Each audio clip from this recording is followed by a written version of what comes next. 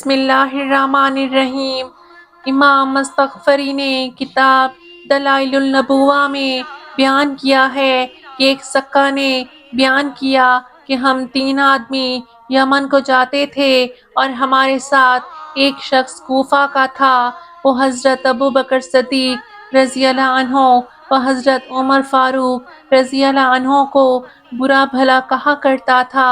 ہم ہر چند اسے منع کرتے تھے لیکن وہ باز نہ آتا تھا۔ جب ہم یمن کے نزدیک پہنچے تو ایک جگہ اتر کر سو رہے اور جب کوچ کا وقت آیا تو ہم سب نے اٹھ کر وضو کیا، اس کو جگایا۔ وہ اٹھ کر اب کہنے لگا، افسوس میں تم سے جدا ہو کر اسی منزل میں رہ جاؤں گا۔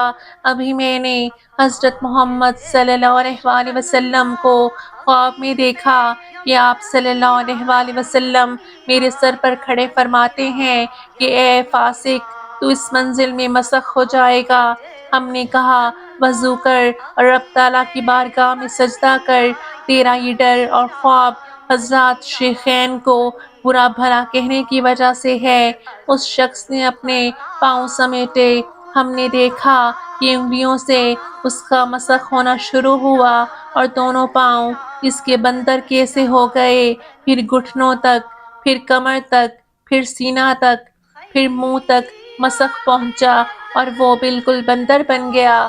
ہم نے اس کو پکڑ کر اونٹ پر باندھ لیا اور وہاں سے روانہ ہوئے اور وقت غروب آفتاب ایک جنگل میں پہنچے۔ وہاں چند بندر جمع تھے۔ اس نے جب انہیں دیکھا تو رسی تڑوا کر ان میں جا ملا۔ نعوذ باللہ منہا۔